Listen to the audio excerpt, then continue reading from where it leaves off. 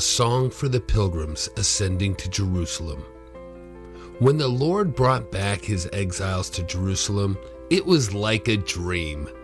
We were filled with laughter and we sang for joy. And the other nations said, "What amazing things the Lord has done for them." Yes, the Lord has done amazing things for us. What joy! Restore our fortunes, Lord, as streams renew the desert. Those who plant in tears will harvest with shouts of joy. They weep as they go to plant their seed, but they sing as they return with the harvest.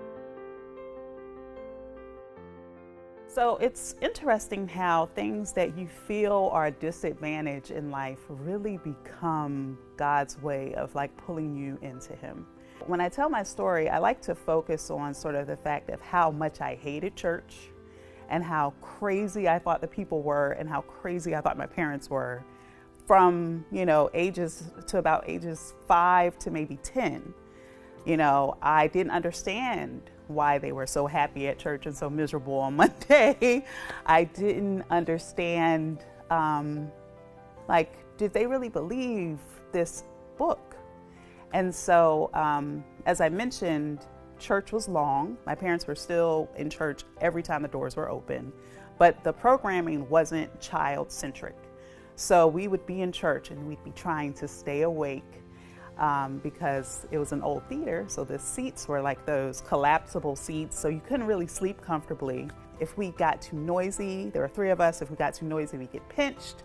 So we were just trying to pay attention to this message that was not accessible for us as children. And so I asked my mom to buy me a Bible.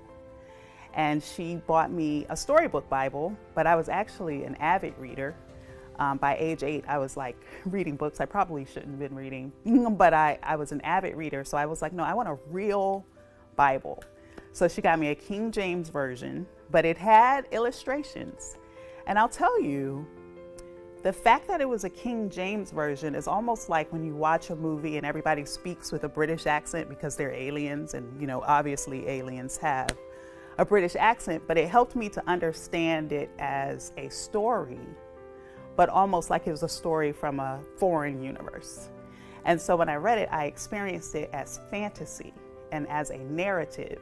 So my very first presentation of the Bible was that it's a story that has a clear beginning and a clear ending. And I actually think that was the correct way to look at it now that I'm older.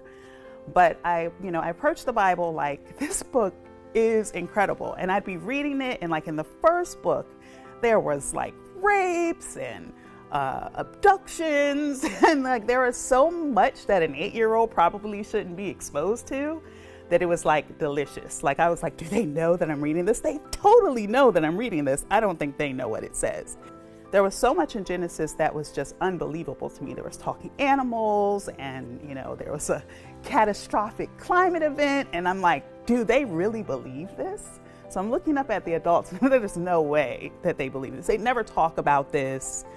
All I ever heard about was Jesus, but no one talked about the strange, interesting world of the early history of the Bible. So it further enforced this idea that it was just a fictional kind of mythology narrative. And that's how I interacted with it. But I love the stories. Like, I absolutely love the stories. I'm like, hey, there's a talking donkey. Did you guys know there's like a talking donkey? I was always trying to, shock people with what it said in the Bible. I kind of got arrogant in a sense, because the 1 hour of Sunday school that we had, I knew all the answers because I actually read the book.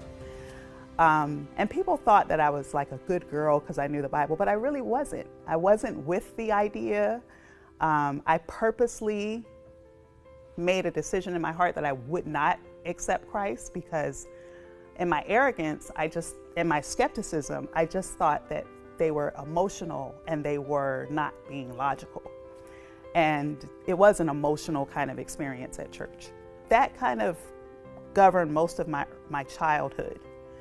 By the time I was 13, my parents went through a really, really dramatic, painful time.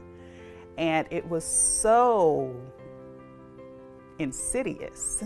And just seeing how they attacked each other, I believed some of what I read in the Bible about like spiritual warfare, because I'd read the New Testament by then. And I was like, if this is real, I'm on the wrong team. So I'm going to like align with Team Jesus. Still a very logical decision. It wasn't like I had like a Holy Spirit, inspired encounter with God. I just was like, if it's true, then I'm aligned with the wrong side. So I made this logical decision to follow Christ.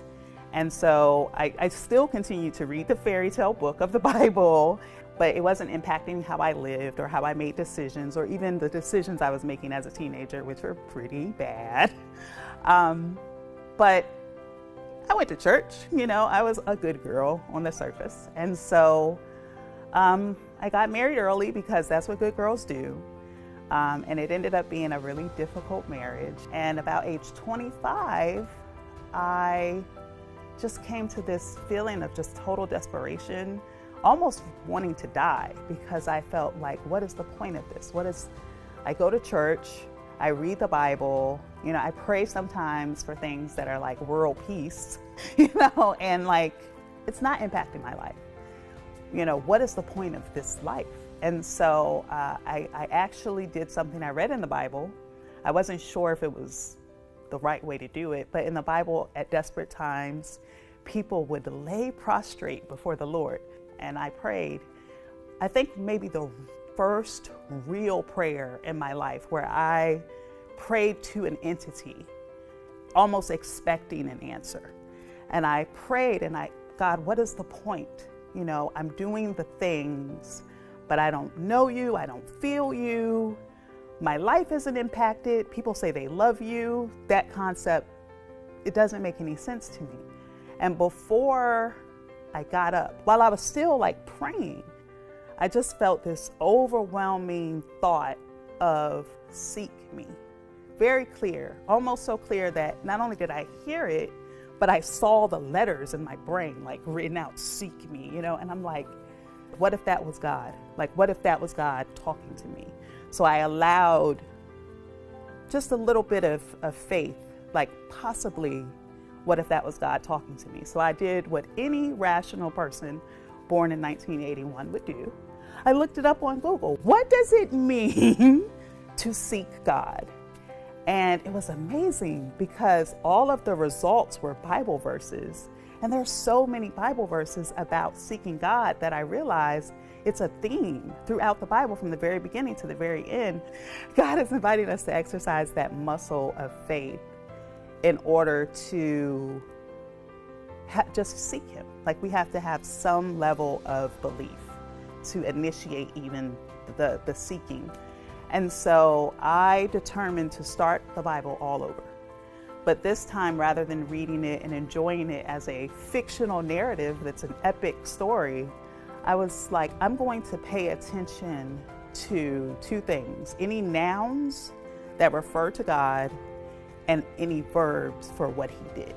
Because I really want to understand who this character is. I read the Bible with this focus of, this is information that's been preserved for generations so that I can understand who God is. And I read it under a new, almost like with a new lens. And reading the Bible under that lens changed me. It didn't change my situation, but it changed me because I became humble in a sense. And the idea that I saw in the Bible is that there is this contention between what we think is right, and what God thinks is right. And part of the relationship is to almost subjugate what we think is right under what God says is right. And so I'm an arrogant, skeptical person. So that was a challenge for me, but I accepted it. And I said, okay, I might not agree. I might not like what it says, but I'm going to assume that this extraterrestrial being knows more than me because He made me.